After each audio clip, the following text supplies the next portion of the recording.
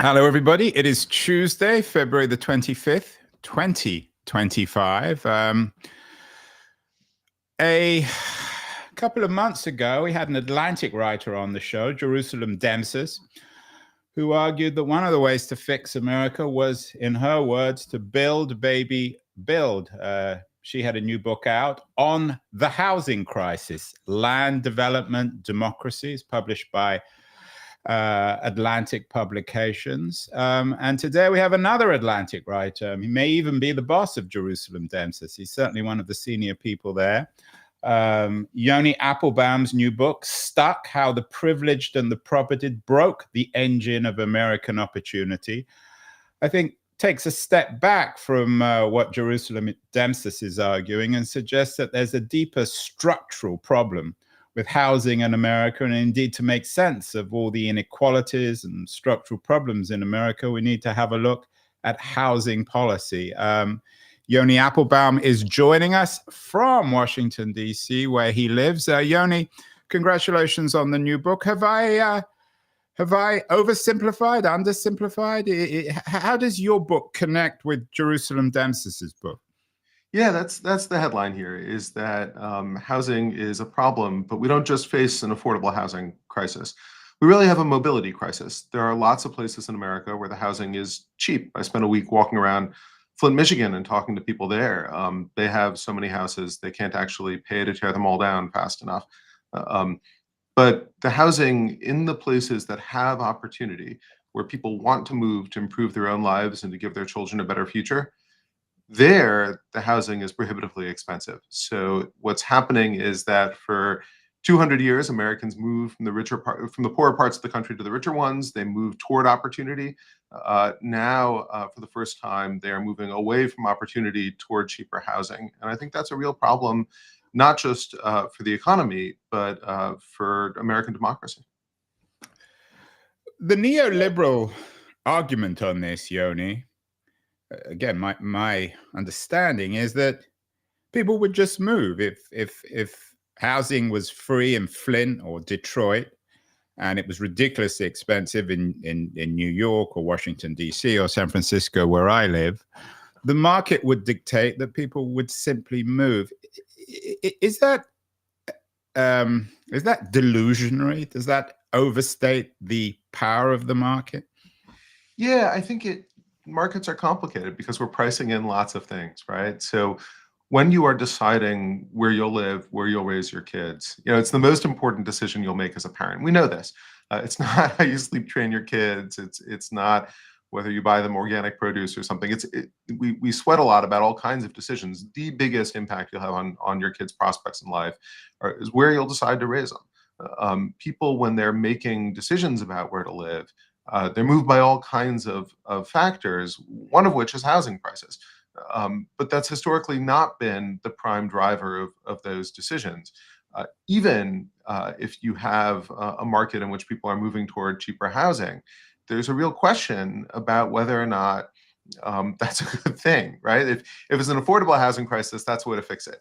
If what we've got is a mobility crisis, if the secret sauce of America, as it were, is that people relocated toward the places that were growing fast, and that with that mobility came the other things we appreciate about this society, came its pluralism, its dynamism, its ability to foster a vibrant civic life. If all of those things were outgrowths of our mobility and people have stopped moving, then we've got a much bigger problem, which neoliberal solutions are not going to fully address. I'm not sure that you've really answered my question.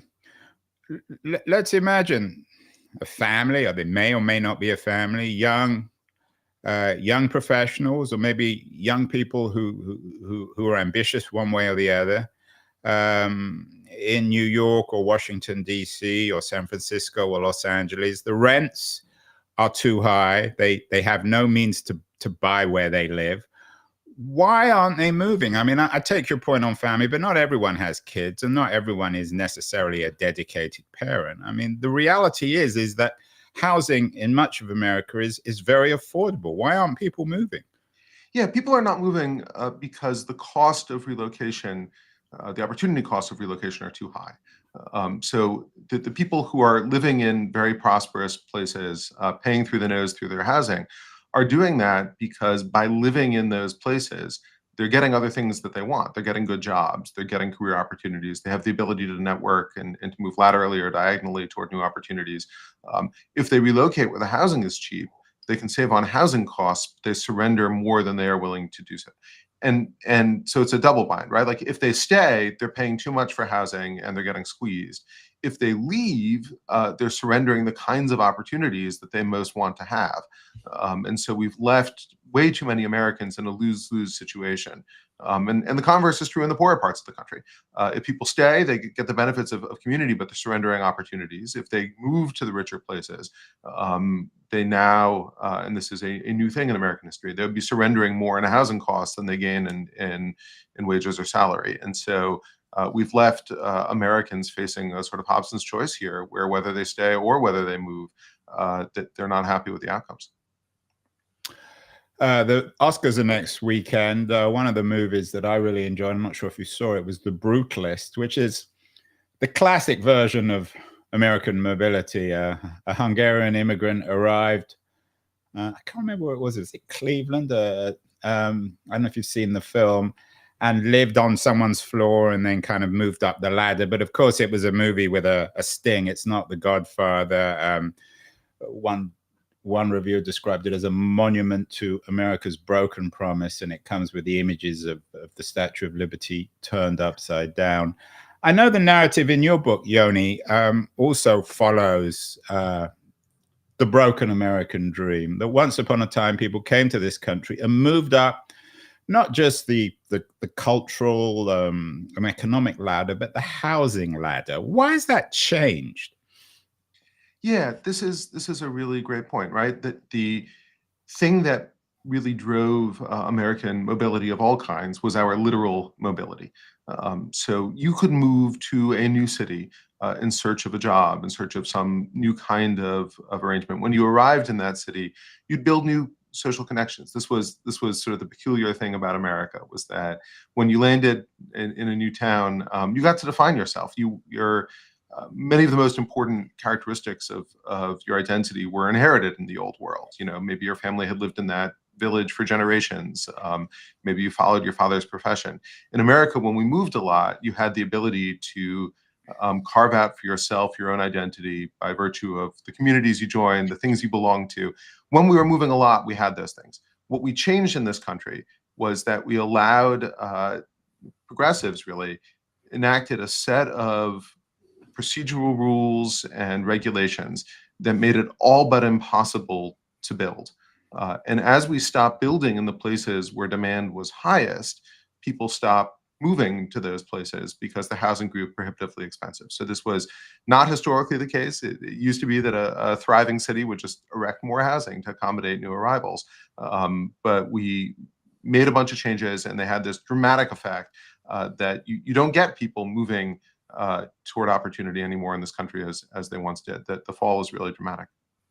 Can we blame everything on Saint Jane Jacobs, one of these progressive, or one of these writers who historically have been embraced by progressive Americans? Did writers like Jacobs fetishize downtowns and I don't know how would you describe Jacobs's worldview and her argument? And is that one of the reasons? I mean, obviously, I'm joking here. We can't blame Jacobs for anything, and she's no longer around to defend herself. But did we get it wrong for generations on cities?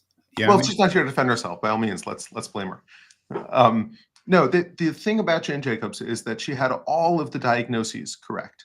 So this is somebody who comes into cities in the era of urban renewal and says, cities are great. The things that you reformers hate about cities, the fact that all of the uses are mixed together and all the people are mixed together, that's what's wonderful about cities. Let's celebrate that instead of leveling it.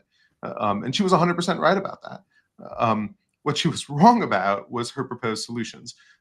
She looked at government as out of control and wanted to devolve authority back down to the local level so that any group of neighbors could get together and challenge or block a government development or anything that government needed to issue a permit for, right? Which was all private development.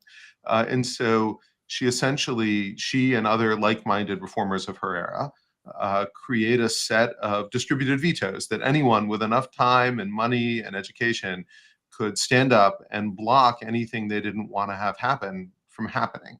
And so she was right about the dangers of sending government bulldozers through urban neighborhoods.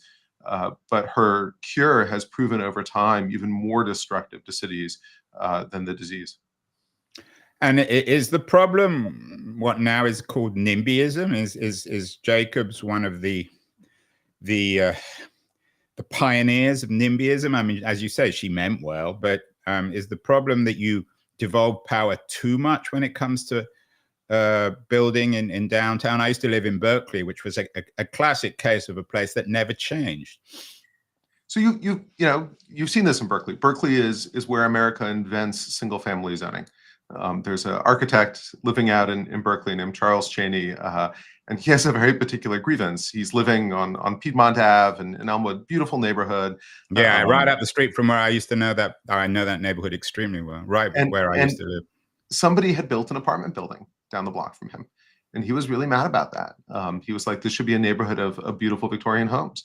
And so he gets the state to change state law, and then he gets the city to pass America's first single family zoning ordinance, and then he writes the rules that will regulate his neighborhood and keep it single family forever. And what he's really worried about is actually economic segregation. What he doesn't want is for working class and lower middle class people to take the ferry over from their jobs in San Francisco and do it, which is what he did, right? He worked in an office tower in San Francisco. He had nothing against big buildings, as long as they were somewhere else, not in his backyard. And so Berkeley invents this system of using zoning as a form of class-based segregation. And there's bitter ironies here. His dad had come to Berkeley because he was seeking opportunity. Everyone in Berkeley, it was a rapidly growing place. Almost nobody had been born there. Almost every one of his neighbors had arrived in Berkeley because they saw opportunity there. They just weren't willing to share that opportunity with their social inferiors. And so they create very strict zoning in Berkeley to keep them out. I wonder what the role of the universities is in all this. A few years ago, we had Devarian Baldwin on our show. He's a historian, I think, at Trinity College, a really smart guy. And he argued that universities are plundering our cities. Is there any coincidence, Yoni, that Berkeley is exhibit A in your arguments and that universities are not the solution, but the problem? I mean, I know you in your narrative in Stuck, you write a lot about Cambridge and your experience there, growing up there and going to school there. Are universities compounding the problem, especially the elite universities like Berkeley and Harvard? Yeah, I think in many ways they are, but through an indirect mechanism, right? So it's not that the universities themselves are typically blocking change, but these universities draw people to them like magnets. They've been one of the great fonts of American innovation and entrepreneurship. Cambridge is driven really not by Harvard, but by MIT and the entrepreneurs that MIT has spawned. As they draw these people in, these people feel virtuous, right? They're associated with these liberal universities. They're the good guys. And it's been really hard, I think, for many people who are in these communities to understand that the virtuous decisions that they're taking to defend the environment, to preserve the historic character of their community, that the aggregate impact of those virtuous decisions associated with these virtuous institutions is to subvert everything they say they value, right? They're creating an America that is increasingly unequal, that has mobility has declined in a racially disparate way. So it's particularly the Black community that has lost mobility in recent decades. The things that these universities, the projects they say they're advancing, are actually the communities that they gather around them are retarding those projects. They're preventing them from moving forward. And I think that sense of virtue has blinded many people to the impact of their actual acts. You're giving these people the benefit of the doubt, their sense of virtue. I mean, Marxists, if there are any around these days, Yoni might argue that these people know exactly what they're doing and they're articulating their liberal virtue and at the same time participating in an increasingly inegalitarian America, which may in many ways be a reflection not just of the Democratic Party, but its failure to really win back power in the United States. Is there any truth in that? I think there's unfortunately a lot of truth in that. If you go to local zoning hearings, which is something I do in my spare time because I'm A lot weird. of fun. Yeah, I'm sure that keeps you up if you. You know, the Spanish are bullfighting, and we have our own blood sports in this country. And local zoning hearings are certainly blood sport. And you often hear people, you know, the mask sort of drops at some point in the hearing, and people may come in with one set of concerns, but at some point they'll start saying things like, I don't want those people living in my neighborhood. It gets pretty ugly. And I understand the impulse of anyone who does not want change. Right? It is uncomfortable to have to live on your block and to feel like you knew what you were buying into and to have the things shift on you. But there is something very unsettling about a country that grows averse to change. The thing that was always special about the United States was how remarkably dynamic it was. And as we've grown averse to change, as we've given individuals the power to veto change in their own backyards, what that has done is grind our dynamism to a halt. And we're not forming businesses at the same rate. We're not switching jobs at the same rate as once we did.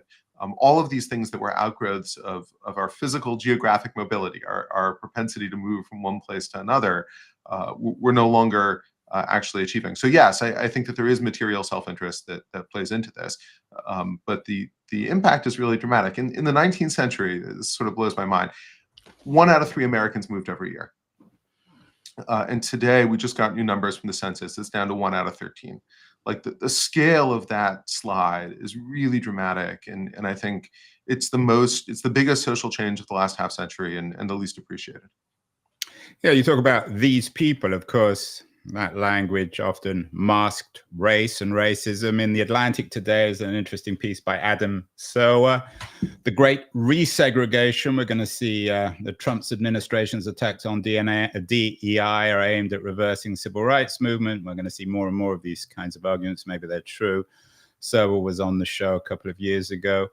How central, I mean, race always seems so central, Yoni, in so much of America, even if people don't acknowledge it. How central is or was race? I mean, you mentioned this mobility, but it didn't apply to Black Americans, did it? Particularly in the golden age that you're in some ways perhaps nostalgic for.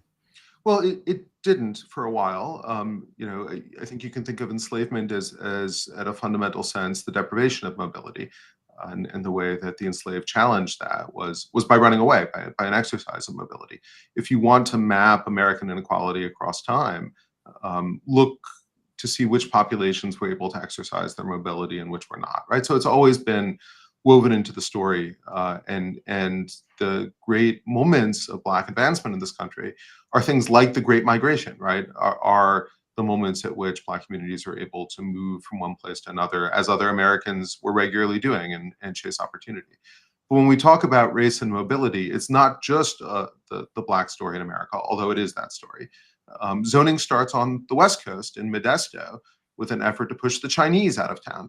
America's first zoning ordinance was targeted specifically at the Chinese community. You know, that they were operating laundries in Modesto, and the white residents didn't like the fact that that meant there were Chinese living in their neighborhoods. And they passed a rule which said you have to move all the laundries west of the tracks and south of G Street. And if you look at a map of Modesto that year, there's only one block that applies to, and it's labeled Chinatown. So it's a literal ghettoization ordinance. So race was there from the beginning. We need to rewatch Chinatown as well, Yoni. Yeah. I mean, this which of course was a movie in some ways about that too, although it's slightly different. But anyway, yeah, you know, this is a California story in part, and then you get single family zoning in Berkeley. You get the first citywide zoning ordinance in New York, and there it grows out of an effort to push the Jews back into the Lower East Side. They had marched up Fifth Avenue in the garment workshops, and the merchant princes of Fifth Avenue were not happy that these garment workers were taking lunch break on the sidewalk and scaring off their customers. And so they come up with zoning to push them back down and move the factories out of the area they didn't want the workers in. So from the beginning, this has been a contested battle. But I'll tell you something about America. If you want to know which of our rights are important, look at the ones we're fighting over. It's not that the fact that mobility has been contested from the beginning means that mobility wasn't central. That is the evidence of how central mobility has always been. That groups in America that are disadvantaged, they're discriminated against, stridently assert their right to exercise their mobility in the face of fierce opposition. And those on the top who don't want others to be able to rise, who don't want to have to share what they have, usually reach their first lever is the denial of mobility. So that's how central it's been to the American story. You talk and write about the Lower East Side. I know you have some family history there. Also, you have something about Charleston in your book, of course, which was one of the centers of white slavery. On the Lower East Side now, there's a tenement museum, and we're supposed to look back at this and say, well, that's how people used to live. Now we're lucky, of course, we no longer live in tenements.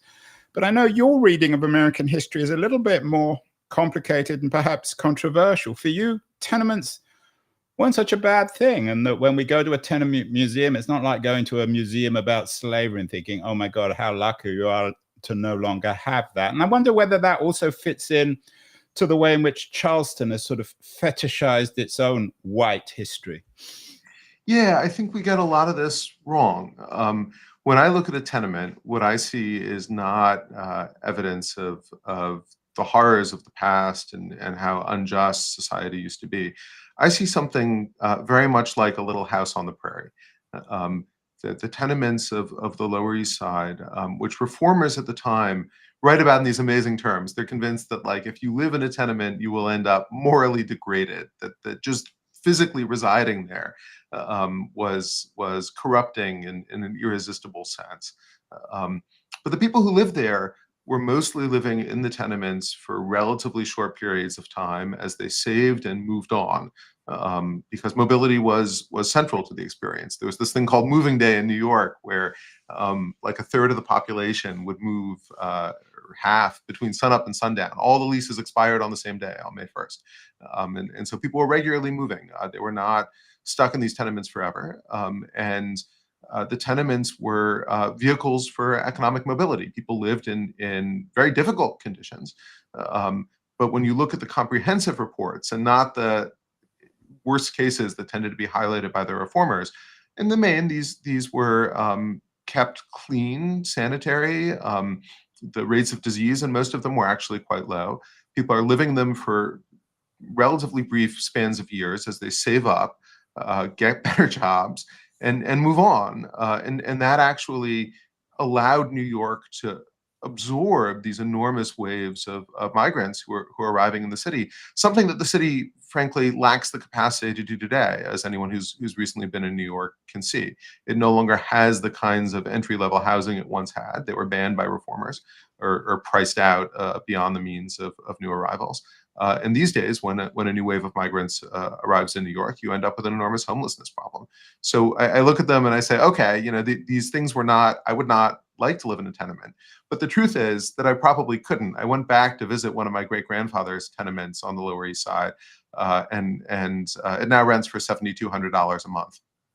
So it turned out there was nothing morally degrading about the building. I thought they paid you very well at the Atlantic. Not that well, right? So there was nothing morally degrading about it, with a little bit of a touch-up and a big housing scarcity problem. You could rent the same tenement for a modest fortune. And so, there's when we think about tenements, I wish people would think of them as little houses on the prairie, as places that people came when they arrived and built a better life for themselves and their family and found a way to move on. I wonder whether there's an interesting political series of implications, though, in your argument. Of course, the great film about the Lower East Side, about American immigrant life, is The Godfather, particularly Godfather 2, which showed the experience of a young boy coming to America. But this is also a movie about alternative sources of political power, the state, traditional local authority versus the mafia. And of course, we have those famous moments in the mafia when Marlon Brando gives the choice of the baker between relying on him, a kind of personalized service, and the distant state or the police. I wonder, in your sympathetic take on tenement life. I'm not suggesting that you're arguing in favor of the mafia or the Godfather or Marlon Brando or anything like that. But I wonder whether there are implications in terms of political power and authority. Does that make sense? It does, and I'm always game for a good Godfather reference. One of the things that was giving the mafia power in New York in those years was how bad the city services were. The same reformers who tried to essentially outlaw tenements by making them prohibitively expensive to build were also not terribly interested in providing city services into these neighborhoods. When there's a federal commission that comes to take a look, they say, actually, everyone's got the wrong impression here. The apartments are fine, the streets are filthy, and the streets are filthy because the city's not bothering to take care of these people. When I look at this, I think, too often housing reformers have looked at the housing and they've said, oh, people are living in terrible conditions. That's awful. Let's ban the housing. And they might say, like, let's address poverty. Let's find ways to encourage upward mobility. The fundamental problem here is not the building, it's the poverty. Instead, reformers in New York in those years focused on banning the housing and denied the kinds of social services and city services that other parts of the city had. And when you do that, you create a vacuum. You can't ignore this problem. And you can see in America today that in neglected neighborhoods, you have gangs, you have other extra legal power structures that crop up. The solution is not to try to regulate the housing.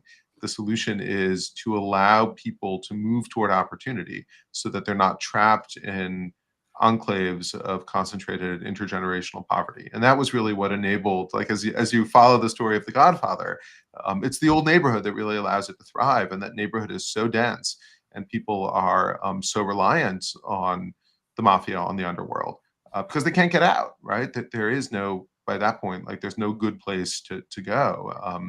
And I guess the moral in The Godfather is once they left New York and went to Las Vegas or Nevada, then everything went to pot. And if they'd have only stuck in the old neighborhood. What about the politics of stuck, Yoni? I mean, there are broader implications. A few years ago, we had my old friend David Goodhart on the show, a British writer. His book, The Road to Somewhere, The Populist Revolt and the Future of Politics, I'm sure you're familiar with the book, distinguished Britain, but it could have been America as well, into people from somewhere and people from anywhere, and argued that the anywheres, the liberals on the coast, didn't get it, and that the future was with the somewheres. Goodhart is sympathetic to the somewheres. In your analysis of Stuck, do you connect the growth of authoritarianism in America, sympathy with Trump, with the fact that people aren't moving anymore? Yeah, I think it's a huge driver of Trumpist populism. And I'm equally sympathetic to the people from somewhere, although in America, all of us are anywheres, right? Like this is a nation that peopled relatively recently. As it did so, all those towns across America where people now feel very rooted, you can ask them for their family histories, and it only goes back so far. We were a mobile people for a long, long time. And so the really interesting change is that in an increasing number of communities in America, people no longer leave. They no longer leave their hometowns. They no longer go elsewhere. What are the stats on that? I mean, the stats are astonishing. I'm sure you know them on what percentage of Americans live, whatever it is, 20, 30 miles from where they were born. Yeah, it's more than half, and this is an astonishing rise. And it's not all voluntary. The number of Americans who say they want to move in any given year and can't has risen by 45% over the same 50-year decline. And so more and more Americans say, I'd like to move. I'd like to have the opportunity to chart my own destiny, but I can't. Now, there's nothing wrong with staying in the town in which you were born. But that used to be an act of choice. It used to be that you could decide to stay in your community, and that was a choice, or you could decide to leave, and that was a choice. Now that housing has grown prohibitively expensive in the places where people might otherwise be moving, it ceased to be a choice for either group.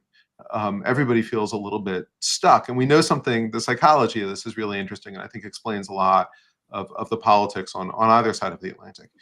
If somebody wants to move and follows through, as a consequence of that move, they grow more optimistic, more entrepreneurial, more likely to join communal groups of various kinds and invest in civic life.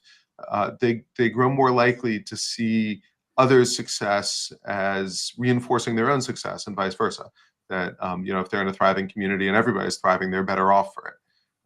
The people who want to move and can't grow more cynical, more alienated, more disconnected from their civic life, less likely to show up in church. Yeah, it's a tragic irony that we have more and more books on anxiety and loneliness. Everyone's returning to Durkheim's anomie in a world where you argue people are moving less and less. So you're suggesting that if you actually stay in your community, if you are, to borrow your words, stuck, you're less likely to sort of represent that communitarian argument to return to, I don't know, Tocqueville or something. That it actually create. I mean, it's ironic that it creates loneliness and atomization.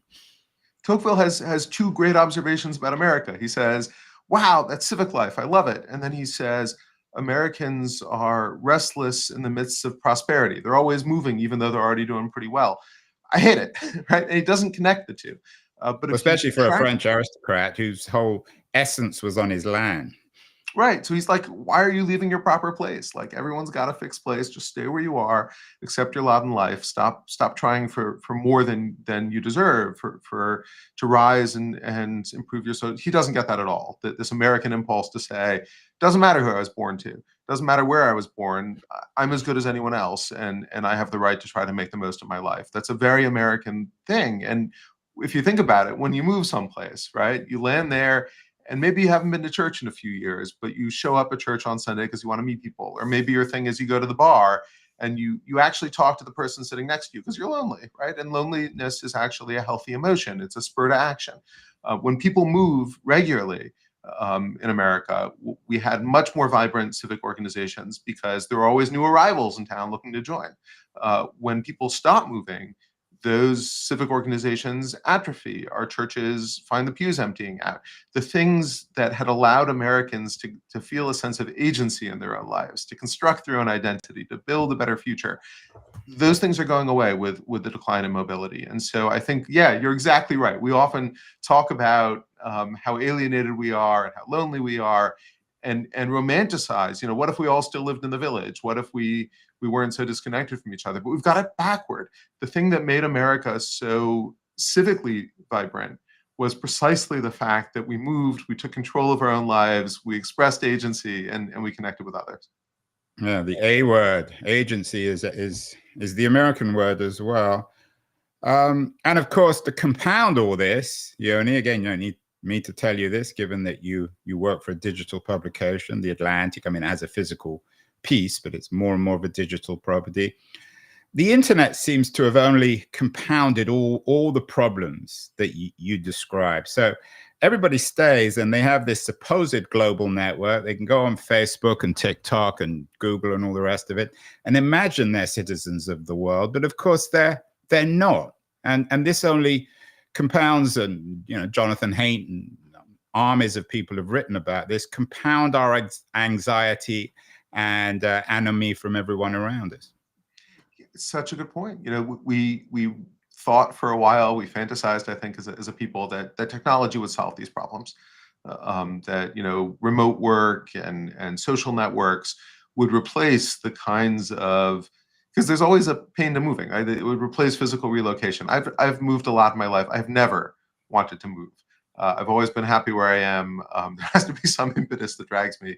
But moving is a lot like exercise. I don't want to get off the couch and take a jog either.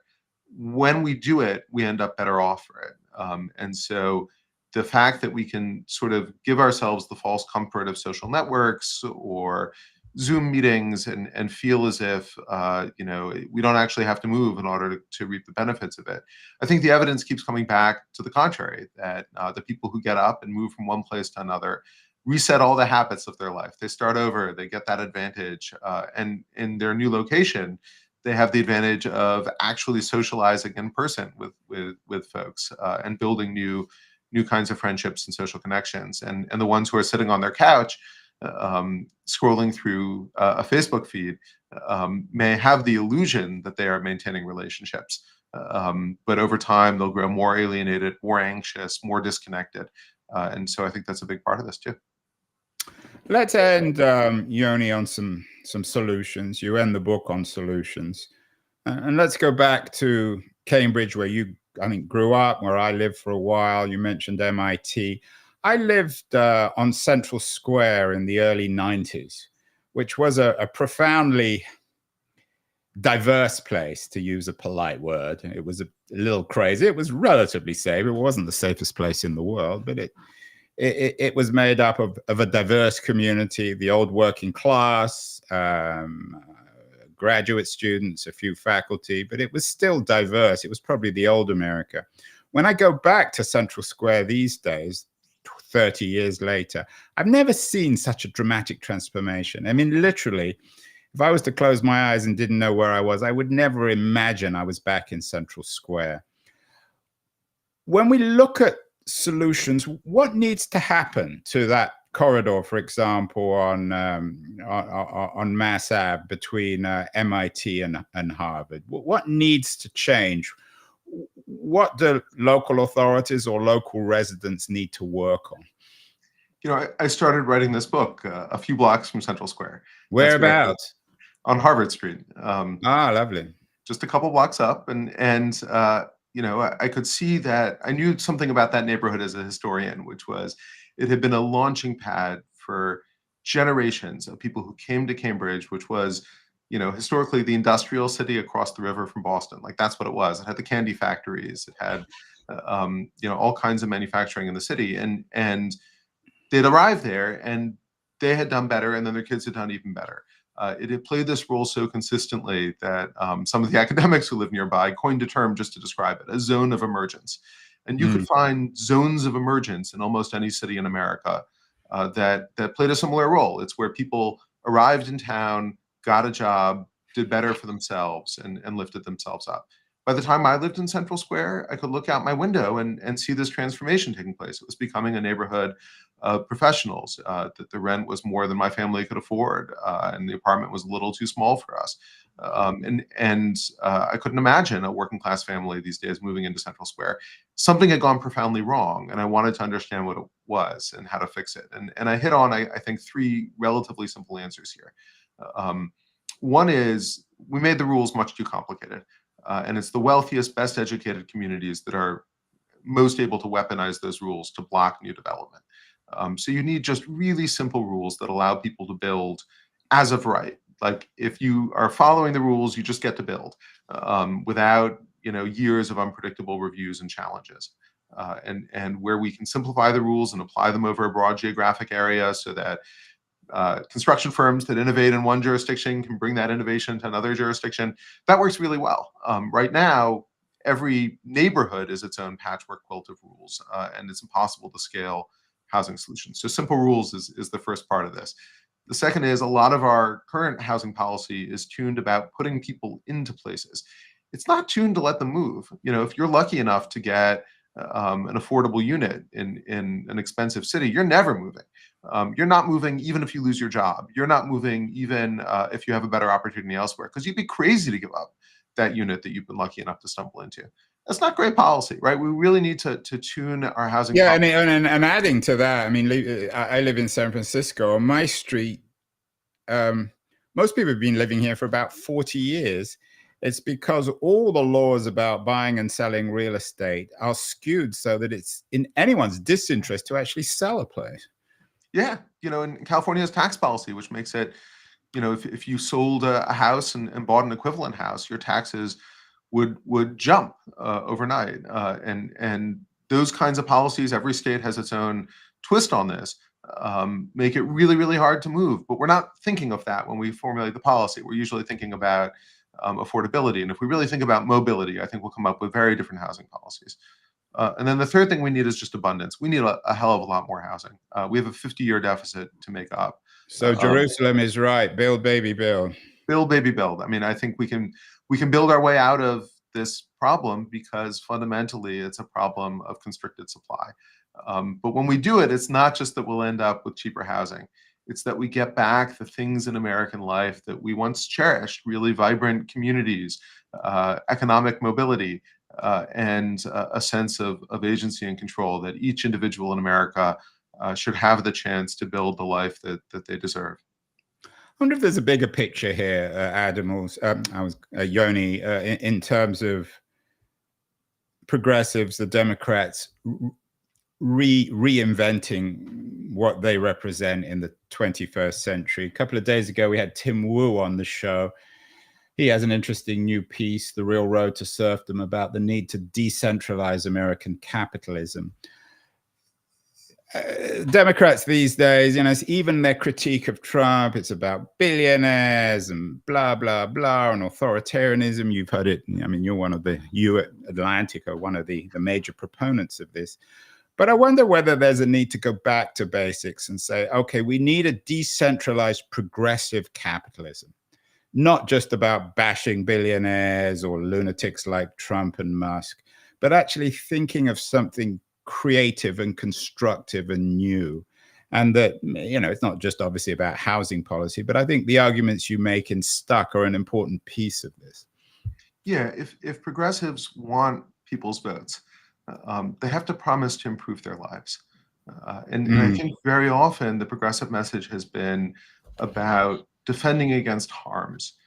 So progressives have spent 50 years identifying the potential harms of private actions, of government policies, and trying to safeguard against them with an ever denser thicket of rules and protections, without taking a step back to say, are we achieving our goals? If we pass the California Environmental Quality Act to protect open spaces, 50 years on, have we protected the open spaces, or have we made it so hard to build in cities that we've encouraged the sprawl that the law was intended to prevent? That there isn't enough of an impulse in progressive circles to take that step back and to say, fundamentally, are we connecting with people and promising to improve their lives? Are we tuning our policies and checking the impact of those policies to make sure that they are delivering better lives to ordinary Americans? I don't think it's out of malice, but there is a wrong turn in the movement, and housing policy, I think, is the biggest part of this and the most vivid illustration. But it's a general impulse, and if progressivism